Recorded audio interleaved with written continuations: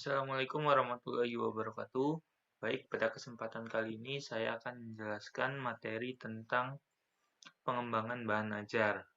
Di sini saya, Muhammad Agung Dharma Himawan, akan menyajikan paparan materi.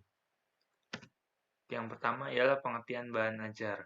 Bahan ajar sendiri ialah bahan atau materi yang disusun sedemikian rupa secara sistematis oleh guru untuk menghasilkan suasana atau lingkungan belajar yang baik untuk siswa.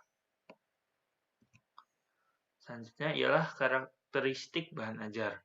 Berikut adalah karakteristik bahan ajar yang pertama, yaitu memberi arahan atau petunjuk belajar untuk guru maupun siswa. Yang kedua, tercantum dengan jelas kompetensi yang ingin dikembangkan. Yang ketiga, terdapat informasi pendukung. Yang keempat, adanya latihan-latihan soal. Yang kelima, tersedianya lembar kerja siswa atau LKS. Dan yang keenam, alat evaluasi yang jelas. Selanjutnya ialah cakupan bahan ajar. Secara umum, cakupan bahan ajar meliputi yang pertama ada judul, mata pelajaran, kompetensi inti, kompetensi dasar, dan indikator. Yang kedua, petunjuk pembelajaran atau petunjuk siswa atau guru. Yang ketiga, tujuan yang akan dicapai. Yang keempat, informasi pendukung. Yang kelima, latihan-latihan.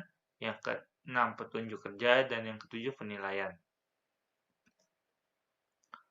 Selanjutnya, jenis-jenis bahan ajar.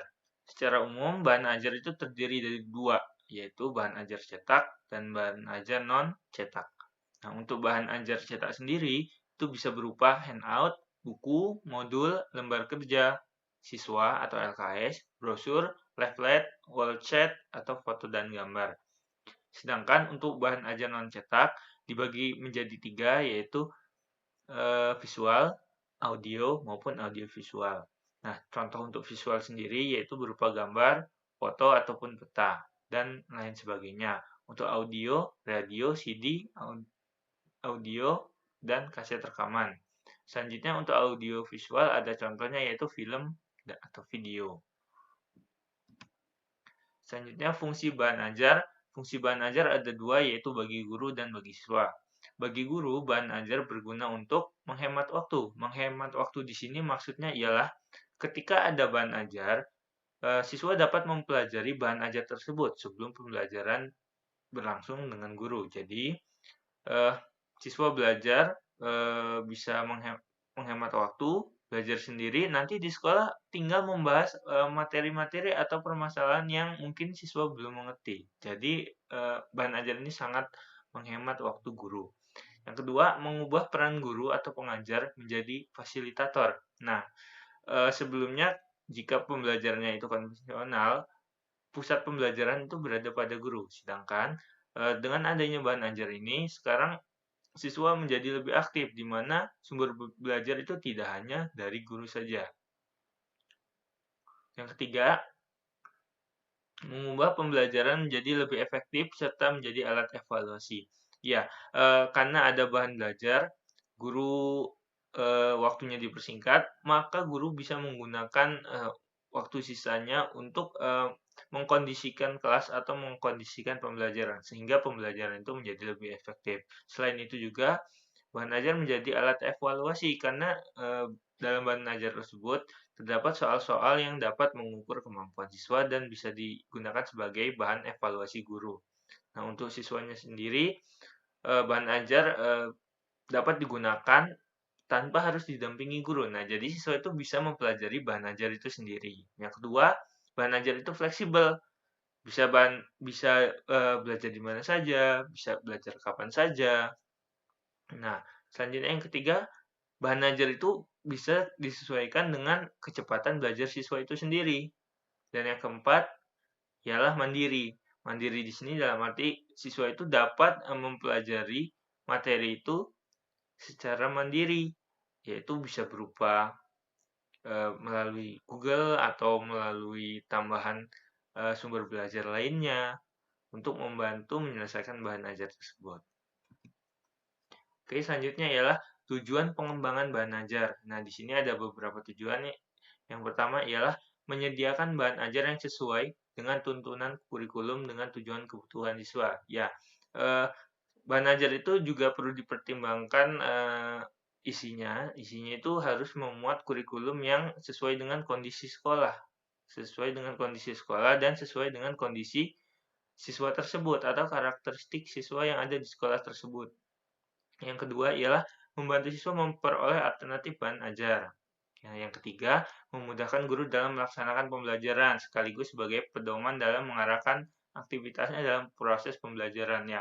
Jadi dengan adanya bahan ajar, pembelajaran bisa lebih terarah.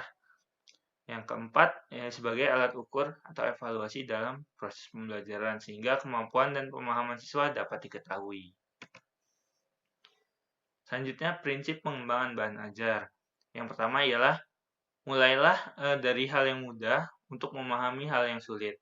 Yang kedua, dari hal-hal yang sifatnya konkret untuk memahami sifat-sifat yang abstrak. Oke, yang kedua ialah pengulangan. Nah, pengulangan ini digunakan untuk menambah tingkat pemahaman siswa. Yang ketiga adalah umpan balik positif. Nah, umpan balik ini penting karena akan memberikan penguatan terhadap pemahaman peserta didik juga. Yang terakhir ialah motivasi belajar yang tinggi, merupakan faktor penentu keberhasilan belajar. Ya, dengan adanya bahan ajar, faktor yang cukup krusial ialah motivasi belajar siswa ya. Percuma jika bahan ajarnya dibuat sangat bagus, tapi dari siswanya sendiri juga tidak ada motivasi. Jadi harus seimbang. Bahan ajar yang bagus dan motivasi siswa belajarnya juga harus muncul. Oke, yang selanjutnya ialah langkah pengembangan bahan ajar. Ada analisis, perencanaan, pengembangan, dan evaluasi. Di bagian analisis ini, guru harus mengidentifikasi kemampuan awal yang dimiliki oleh siswa.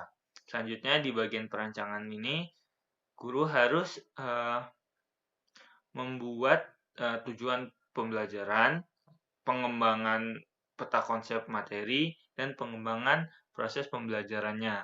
Nah, selanjutnya ialah pengembangan. Pengembangannya ini ialah, produk apa yang harus dikembangkan atau hal apa yang harus dikembangkan itu harus muncul. Dan yang terakhir adalah evaluasi. Nah, evaluasi dari bahan ajar tersebut ialah untuk melihat seberapa banyak tanggapan atau respon dari yang diberikan bahan ajar atau dari pengamat yang mengamati bahan ajar tersebut. Dilihat dari berbagai sudut pandang. Nah, dan yang selanjutnya ialah prinsip pemilihan materi. Ada prinsip relevansi, konsistensi, dan kecukupan. Nah, prinsip relevansi itu terkait dengan materi. Nah, materi itu harus relevan dengan KI dan KD. Oke, yang selanjutnya konsistensi, yaitu jika KI-KD-nya misalkan KI-KD-nya ada 4, nah berarti bahan ajar yang harus dibuat juga ada 4 jumlahnya, harus sama ya. Dan yang terakhir, kecukupan. Nah, kecukupan ini maksudnya apa? Kecukupan ini maksudnya materi yang diajarkan itu tidak terlalu sedikit atau tidak terlalu banyak, sehingga memudahkan siswa untuk memahaminya. Selanjutnya ada pertimbangan dalam pengembangan bahan ajar. Nah, hal-hal yang harus dipertimbangkan diantaranya yaitu yang pertama kecermatan isi, yang kedua ketepatan cakupan, yang ketiga ketercernaan, yang keempat penggunaan bahasa, yang kelima ilustrasi, yang keenam perwajahan atau pengemasan, dan yang ketujuh kelengkapan komponen. Nah, untuk kecermatan isi sendiri ya itu tadi, isi itu harus mampu menggambarkan KD atau indikator yang akan dicapai oleh siswa. Nah, yang selanjutnya ketepatan cakupan. Ketepatan cakupan ini maksudnya adalah kedalaman materi yang harus dikuasai oleh siswa. Yang ketiga ketercernaan. Nah, ketercernaan ini maksudnya adalah bahan ajar yang dibuat itu harus bisa dipahami oleh siswa. Jangan sampai bahan ajar itu terlalu sulit untuk dipahami oleh siswa. Dan keempat, penggunaan bahasa. Nah, penggunaan bahasa ini juga penting. Sebagus apapun bahan ajar yang teman-teman buat, jika bahasa yang digunakan tidak dapat dimengerti oleh siswa, ya hasilnya akan percuma. Yang kelima, ilustrasi.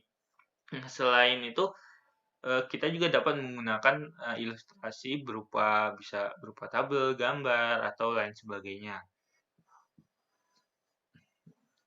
Yang keenam, perwajahan atau pengemasan. Nah, pengemasan ini maksudnya ialah penempatan letak materi yang sesuai atau yang sistematis agar peserta didik itu mudah dalam memahami bahan ajar. Yang ketujuh, kelengkapan komponen. Ya, jadi harus lengkap ya komponen dari bahan ajar itu sendiri agar memudahkan siswa dalam mempelajarinya. Yang terakhir ialah teknik penyusunan bahan ajar. Yang pertama yaitu memperhatikan dalamnya penyusunan materi bahan ajar.